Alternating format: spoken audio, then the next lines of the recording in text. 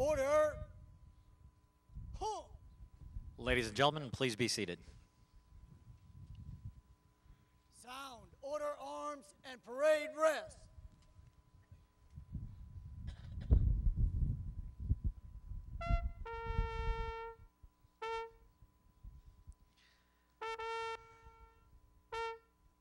Ladies and gentlemen, at this time, Vice President Biden will present the Joint Meritorious Unit Award and Streamer to the 18th Airborne Corps. The Joint Meritorious Unit Award is presented to the Headquarters Multinational Corps, Iraq. The Headquarters Multinational Corps, Iraq distinguished itself by exceptionally meritorious service from 19 February of 2008 to 4 April of 2009. The operational level command element for a 26-nation coalition of more than 158,000 personnel assigned to 7 multinational divisions and a number of separate brigades in partnership with the democratically elected government of Iraq created dramatic improvements to the security of Iraq, fostered an increased capability of the Iraqi security forces, and nurtured improvements in governance, reconciliation, and civil capacity. Multinational Corps Iraq partnered with Iraqi security forces to combat internal threats in Basra, Sadr City, and in the Maizan, Diyala, and Ninwa provinces, which led to a significant drop in the number of attacks on coalition forces and the civilian population.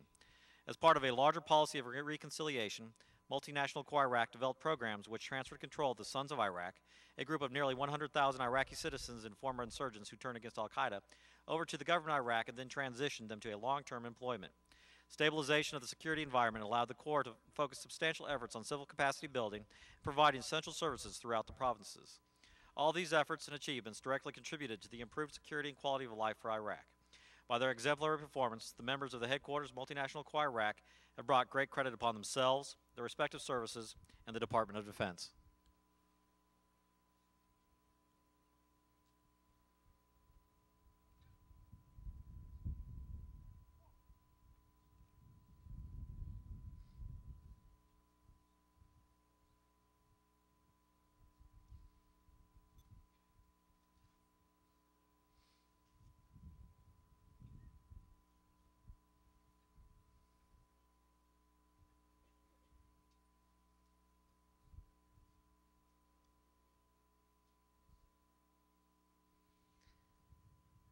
Ladies and gentlemen, at this time, Vice President Biden will present the Bronze Star to the following 6 soldiers. Lieutenant Colonel Brian Sneddon.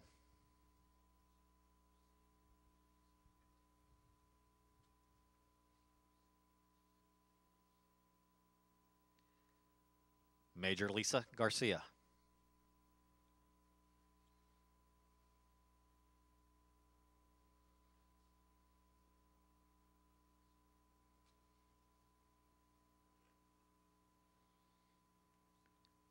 Captain Ryan Delaney.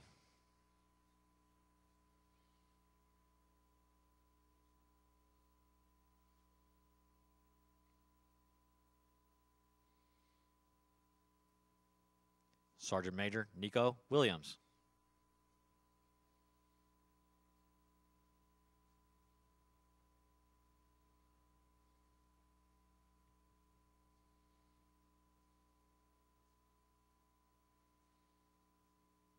Staff Sergeant Jeffrey West.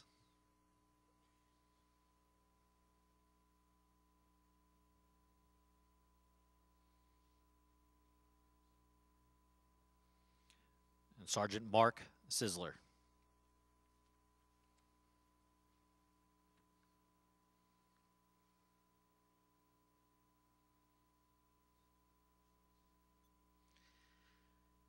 At this time, Vice President Biden will present the Meritorious Service Medal to Chaplain Larry McCarty.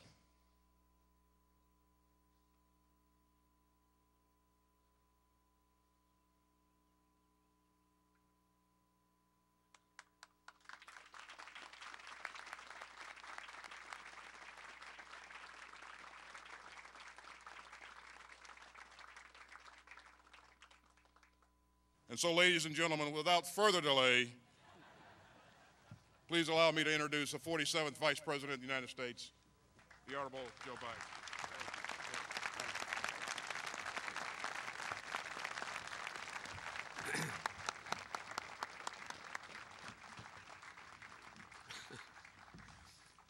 As you all can tell, I not only am a little hoarse, but I'm not accustomed to being introduced by 3 stars, other than saying, Here's the Vice President.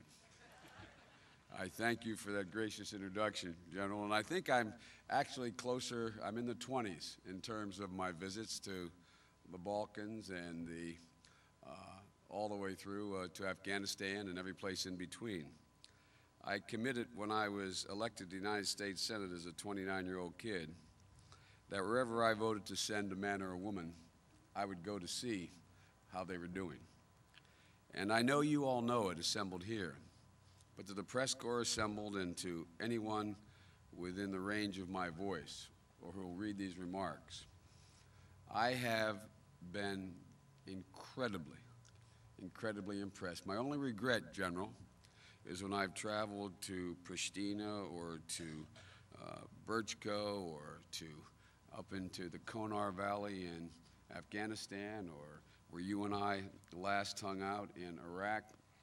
My only regret is that the rest of America is not standing next to me, literally, seeing the job you all do, the sacrifices you make. I have never been so proud as standing up in a hamlet and God knows nowhere in the Konar Valley with 6, I call them kids, and my wife gets angry. She said, these are warriors, don't call them kids. But they're younger than I am, standing up there in the middle of nowhere on a mountain pass, seeing 6 people at a forward operating base and watching them handle an entire community, put themselves in a position where not only are they exposed, but they're exposed also to not just the elements, but to the people who, in fact, they're trying to get to know. And watch these young women and men without any fear or trepidation walking out into communities of villages of less than 200 people, building roads, making sure they have water, and actually literally standing there on occasion behind some sandbag and physically protecting them. So I say to all of you assembled on this field today, you are the best trained, you are the bravest, you are the most conditioned, you are the best force America has ever assembled. And I'm just honored and proud to be here today with my wife, Jill. 15 months ago, our country called you to serve in Iraq. For some of you, this was not your first deployment. You arrived in a country that was on the brink of a civil war, a country that I first visited over 6 years ago. I've been back about a dozen times. And watching the circumstance in which you walked into, with a country on the brink of a civil war, a country that experienced widespread sectarian violence while insurgents targeted our troops on a daily basis. Thousands of young men and women prior to your arrival injured or killed, fighting like the devil to get MRAPs built to take place of up-armored Humvees, watching there at Dover Air Force Base as so many of these young warriors made their last and final journey home to their country.